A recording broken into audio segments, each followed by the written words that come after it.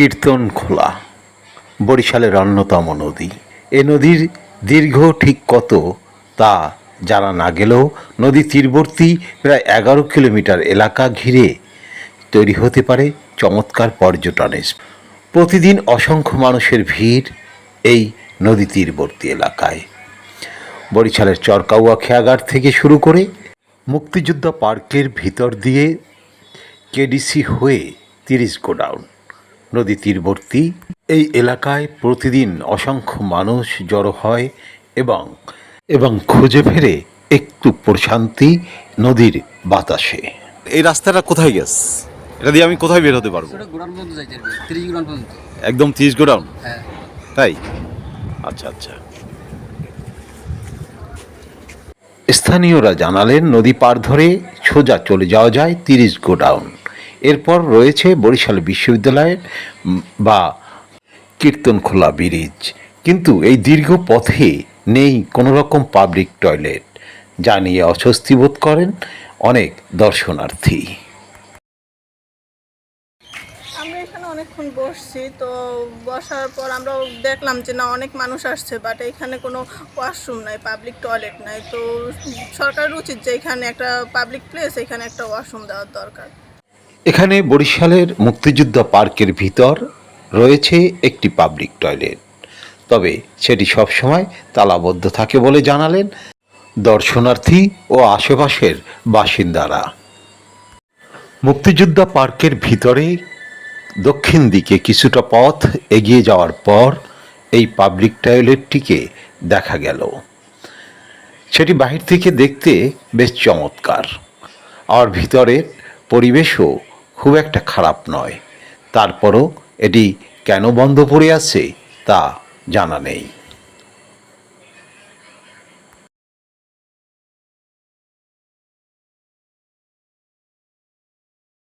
আসসালামু আলাইকুম।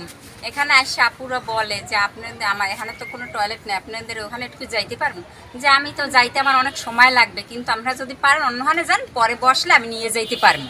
কিন্তু এই বেলে সমস্যায় পড়ে মহিলারা আসছে, বাথরুম খোঁজে পায় না, বাসায় চলে যেতে হয়, বিপদে পড়ে আসছে অনেক ঘুরতে থাকে। আইয়ে ঘুরতে হয় না, আই তো টয়লেট ধরে বাথরুমে ধরে যাইতে পারে না, আর কি করবি, আবার চলে যাইতে হয়। হেগো অনেক সময় বাসা বাড়িতেও লইয়ে যাওয়া লাগে, আবার বাসা বাড়ি দেখাইয়াও দেওয়া লাগে। এখানে যান পাইবে না খুঁজতে কোথাও। প্রত্যেকদিন এখন একজনের বাসায় নেওয়া তো সম্ভব না আমার। আমাদের এই কীর্তনখোলা নদীর লঞ্চঘাট ঘিরে যে দর্শনার্থী হয় প্রতিদিন বিকেলে, আসলে এদের জন্য একটি পাবলিক টয়লেট অত্যন্ত জরুরি বলে আমি মনে করি।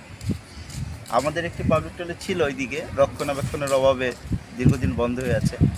এখানে মুরব্বী থেকে ছোট বাচ্চারা এবং মধ্যবয়সী সব ধরনের পেশাজীবী লোক এখানে এসে একটু রেস্ট নেয়, শান্তির জন্য আসে।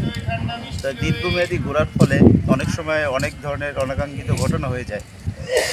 এইটার জন্য আমার কাছে মনে হয় একজন সাধারণ জনগণ হিসাবে এখানে যদি সরকারিভাবে একটি বা আয়ের উৎস যদি হয়, যে একটা 5-6টা মানুষের কর্মসংস্থানের মাধ্যমে হলো একটা পাবলিক টয়লেট প্রতিস্থাপন করার জন্য আমার কাছে মনে হয় যদি কেউ এই উদ্যোগটা নিতে পারে, সেটা আমি স্বাগতবাদ জানাই তাদের।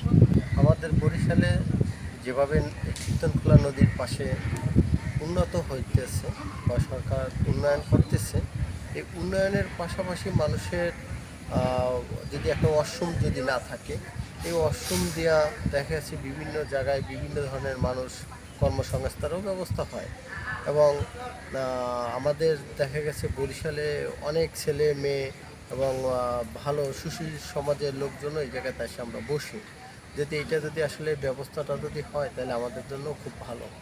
ছেলে মানুষ যে কোনো পাশে বা রাস্তার পাশে, গাছের পাশে বা মসজিদের কাছে যাইয়া দেখা গেছে ওয়াশরুমে যাইতে পারে, কিন্তু আসলে মেয়ে ছেলেরা মা বোনরা হলে তখন দেখা গেছে ওয়াশরুমে কোথায় যায়, তখন এটা আসলে তাদের জন্য খুবই অস্বস্তিদায়ক একটি বিষয়।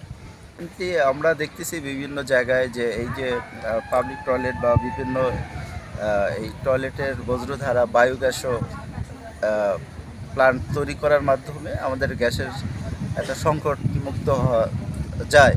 সেক্ষেত্রে সরকার এই বিষয়টা বিবেচনা করা যায়, যদি এখানে একটা ভালো প্রজেক্ট তৈরি করে যদি ওই বজ্রটাকে বায়োগ্যাস হিসাবে ব্যবহার করতে পারে, সেক্ষেত্রে এখানে আমাদের অনেক বাসাবাড়ি আছে যারা নিম্ন আয়ের মানুষ, তাদেরকেও যদি একটু সাপোর্ট দেওয়া যায়, এই বিষয়টাও খুব একটি ভালো বিষয় হয়।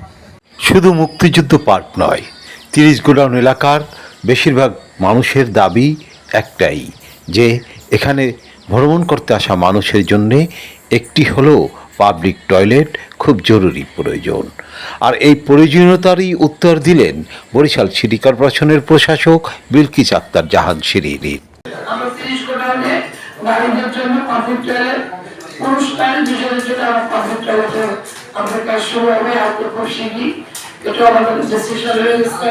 লোকাতলিতে পাবলিক টয়লেট আছে, নতুনলাবাদ পাবলিক টয়লেট আছে, লঞ্চঘাট পাবলিক টয়লেট আছে, কিন্তু ব্যবহারের অযোগ্য। এগুলোকে আমরা সংস্কার করে ব্যবহারের যোগ্য করার জন্য আমরা কাজ করে যাচ্ছি। আর আমাদের ব্রেস্ট ফিডিং এর জন্য কর্নার, ব্রেস্ট ফিডিং কর্নার, এই কর্নারটা সদর হাসপাতালে একটা আছে, তাই কারণ আমরা জানলাম আগে।